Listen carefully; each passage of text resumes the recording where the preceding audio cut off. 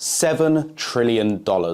That's how much moves through the Forex market every single day. It's the biggest financial market on the planet, and yet most people have absolutely no idea how it works. Today, we're going to fix that. If you've ever exchanged pounds for euros at the airport, congratulations. You've technically traded Forex. You've just got a terrible rate and probably paid a fee for the privilege. I'm Uzziah from the Investors Center, and today we're unpacking the world's biggest market. So here's the basics. The Forex market, short for foreign exchange, is where currencies are bought and sold. Unlike the stock market, there's no central exchange. It runs 24 hours a day, 5 days a week, across trading centers in London, New York, Tokyo, and Sydney. London specifically handles about 40% of all global Forex trading. In Forex, you're always trading one currency against another. These are called currency pairs. Take GBP USD. That's the British pound against the US dollar. The first currency is the base, the second is the quote.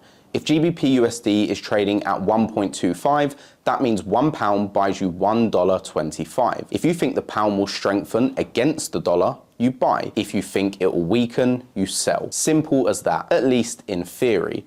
In practice, maybe not so simple. You make money by correctly predicting which way a currency will move. Let's say you buy GBP USD at 125 and it rises to 127.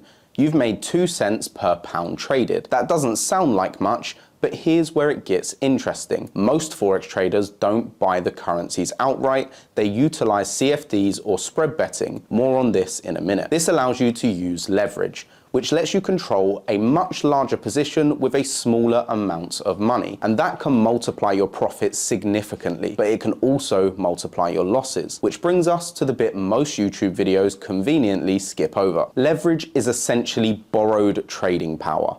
In the UK, retail traders can usually access leverage up to 30 to 1 on major currency pairs. That means with just £1,000, you can control a position worth 30,000. If the market moves 1% in your favor, you've made £300 on a £1,000 stake. Not bad. But if it moves 1% against you, you've lost £300, and it can happen fast. This is why the FCA, that's the Financial Conduct Authority, the UK regulator, requires brokers to tell you what percentage of their retail clients lose money. Spoiler, it's usually somewhere between 60 and 80%. I'm not saying that to put you off, I'm saying it because understanding risk is the first step to managing it. And that's exactly what separates traders who stick around from those who don't. Quick question for the comments. Have you ever traded Forex before, or is this completely new territory? Let me know below. I will do my best to read every single one. Now, in the UK, you've got two main ways to trade Forex: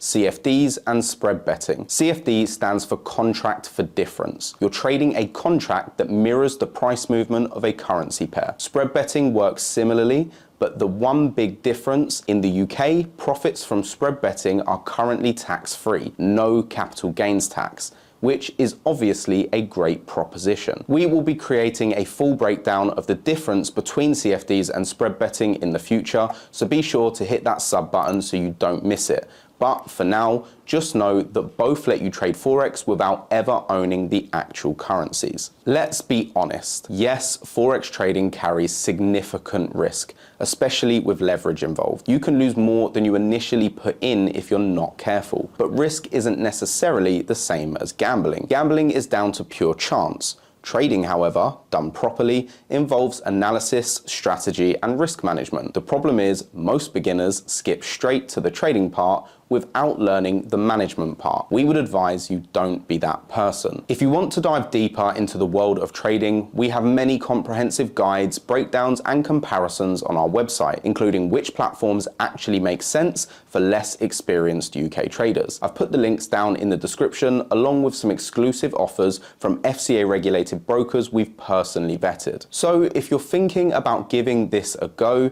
here's your 3-step starting point. 1, get educated. You're doing that now by watching this video, so well done. Trading Forex is not an easy task. The more you understand, the better your odds. 2, practice with a demo account. Every decent broker offers one. Trade with fake money until you've got a feel for how it all works. And 3, when you're ready, start small. your first trades are tuition fees, and you're likely to make some mistakes early on. So that's Forex in a nutshell. If this video helped, the best way to support the channel is just to hit subscribe.